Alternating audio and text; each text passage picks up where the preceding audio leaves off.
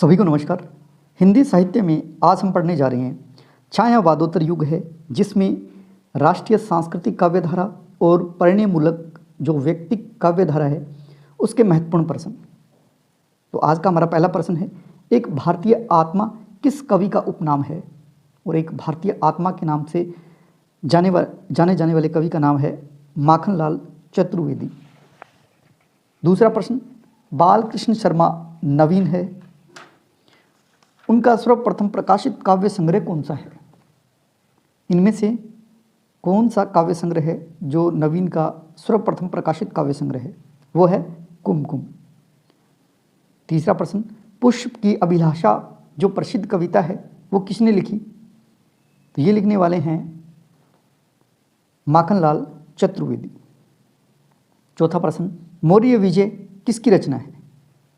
और मौर्य विजय जो रचना है वो सिया रामशरण गुप्त की रचना है। पांचवा प्रश्न, दिनकर की किस कृति को आधुनिक युग की गीता कहा जाता है? आधुनिक युग की गीता कहा जाता है, वो कौन सी कृति है दिनकर की? वो कृति है कुरुक्षेत्र। दिनकर की कौन सी कृति जिसमें भीष्म पितामह और धर्मराज उनके संवाद के रूप में रचित है?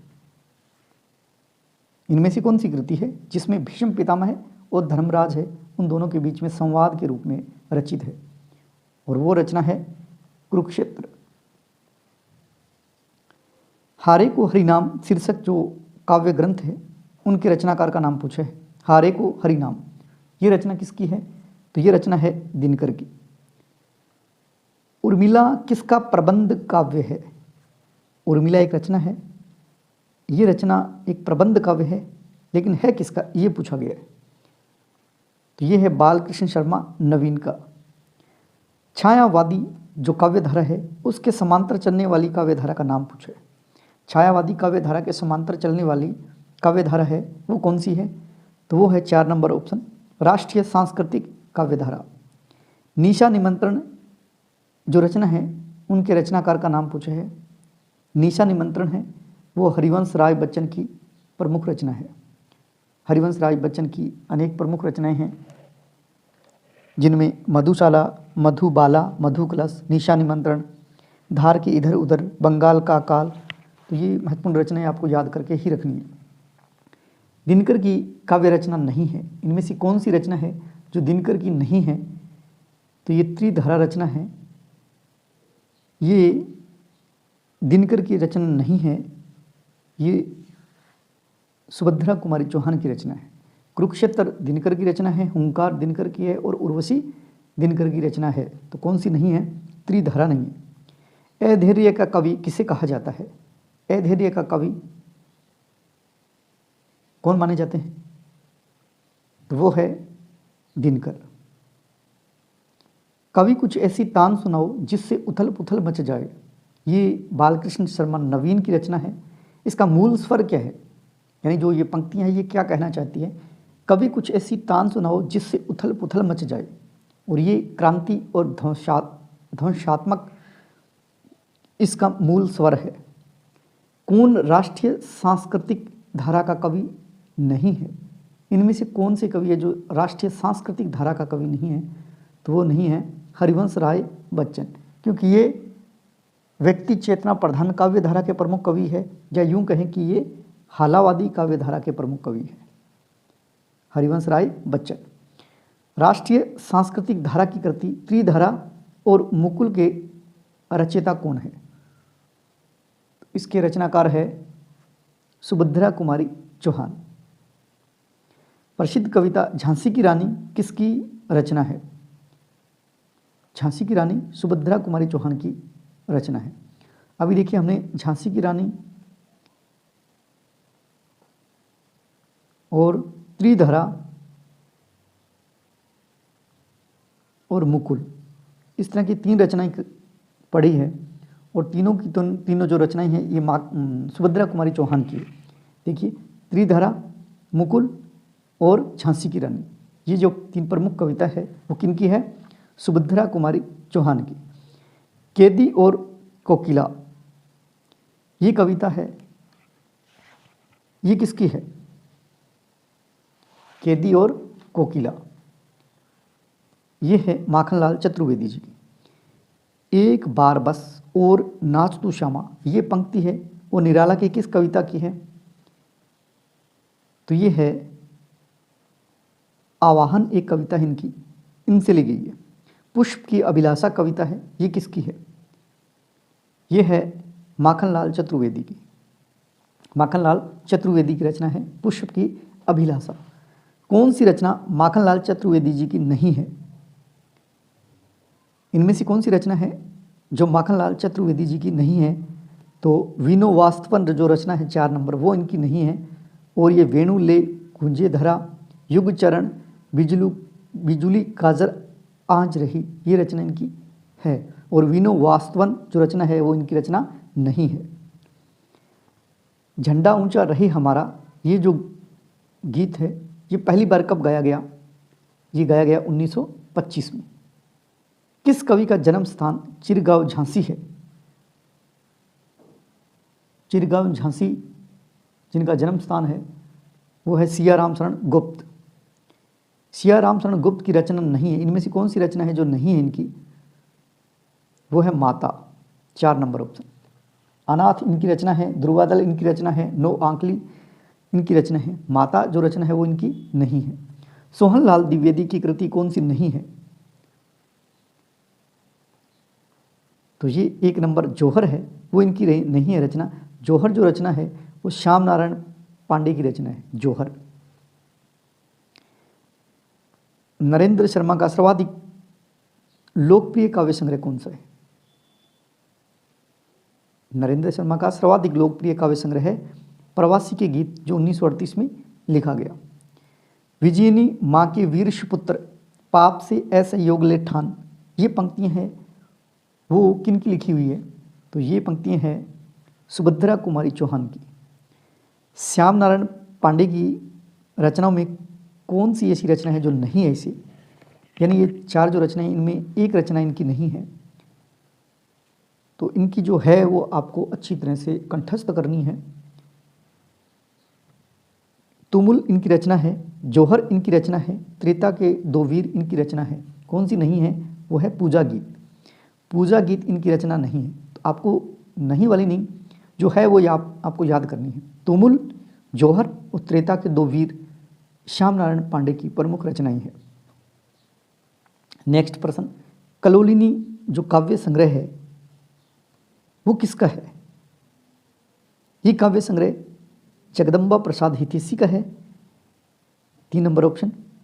और इसी नाम से पंडित प्रेमदत्त मिश्र मैथिल का भी है।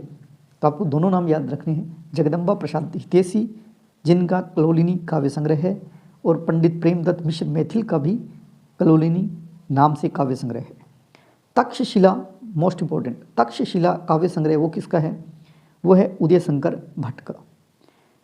हालावाद के प्रवर्तक कौन माने जाते हैं? ये आप सभी को पता है, हालावाद के प्रवर्तक हरिवंश राय बच्चन माने जाते हैं।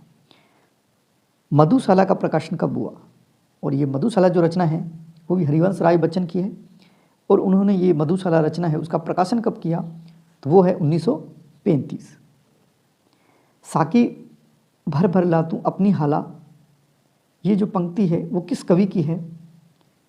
तो ये पंक्ति है हरिवंश राय बच्चन की। भगवती चरण वर्मा की काव्य कृति नहीं है। इनमें से कौन सी काव्य कृति है जो भगवती चरण वर्मा की नहीं है? तो ये सूत की माला, 3 नंबर, ये इनकी रचना नहीं है, भगवती चरण वर्मा की नहीं है। नरेंद्र शर्मा का प्रथम काव्य संग्रह कौन सा है? नरेंद्र शर्मा का प्रथम काव्य संग्रह कौन सा है? तो वो है सूल फूल। देखिए, नरेंद्र शर्मा के 2 आ गए काव्य संग्रह। एक तो नरेंद्र शर्मा का प्रथम काव्य संग्रह, और एक है सर्वाधिक लोकप्रिय काव्य संग्रह। प्रथम जो काव्य संग्रह है वो तो है सूल फूल, और इनका सर्वाधिक लोकप्रिय काव्य संग्रह है वो है प्रवासी के गीत। गीतकार के रूप में प्रसिद्ध है, इनमें से कौन कवि है जो गीतकार के रूप में प्रसिद्ध है? तो वो है नरेंद्र शर्मा। नेक्स्ट प्रश्न, रामेश्वर शुक्ल अंचल द्वारा रचित ग्रंथ नहीं है। कौन सा इनके द्वारा रचित ग्रंथ नहीं है? तो वह है प्लासवन, और प्लासवन है नरेंद्र शर्मा का लिखा गया। हास्य व्यंग्य का कवि नहीं है, इसमें से कौन सा कवि है जो हास्य व्यंग्य रचनाएं नहीं लिखता था?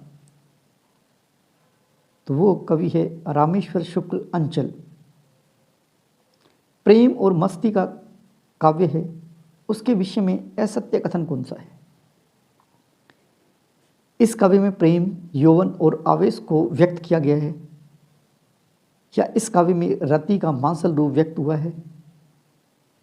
3 नंबर, दिनकर इस काव्य धारा के प्रेम और मस्ती के प्रमुख कवि हुए हैं, या इस कविता में श्राप, शाकी आदि का भरपूर वर्णन हुआ है? तो कौन सा असत्य है, ये पूछा गया है। तो असत्य है दिनकर। दिनकर है वो इस काव्य धारा के प्रमुख कवि नहीं है, प्रेम और मस्ती के काव्य धारा के प्रमुख कवि नहीं है।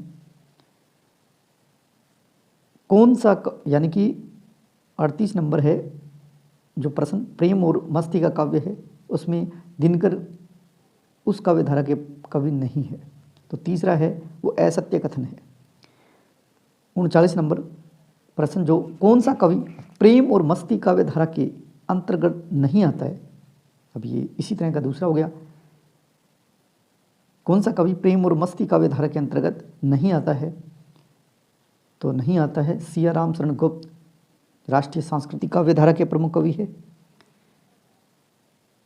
उसके बाद में उमर खयाम की रुबाइयाँ हैं, उसका अनुवाद किसने किया?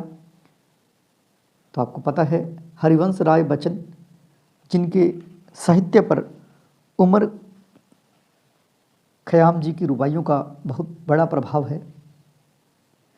मांसल प्रेम की अभिव्यक्ति किस कवि की रचनाओं में मिलती है? तो ये है रामेश्वर शुक्ल अंचल।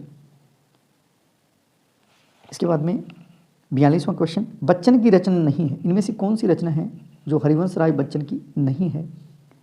तो जय हनुमान जो रचना है 1 नंबर, ये इनकी रचना नहीं है। इसके अलावा इनमें से बच्चन द्वारा रचित काव्य ग्रंथ है, तो ये बुद्ध और नाचगर जो रचना है वो हरिवंश राय बच्चन की रचना है। हम दीवानों की क्या हस्ती, आज यहाँ कल वहाँ चले, ये जो पंक्ति है वो किस कवि की है? तो ये है भगवती चरण वर्मा की। और आज का लास्ट प्रश्न है, वह मादकता ही क्या जिसमें बाकी रह जाए जग का भय। जो काव्य पंक्तियाँ हैं ये किस कवि द्वारा लिखी गई है? तो ये है हरिवंश राय बच्चन की। इस तरह से हमने छायावादोत्तर युग के महत्वपूर्ण 45 क्वेश्चन किए। इसी तरह आगे की वीडियो बनाते रहेंगे। जय हिंद, जय भारत।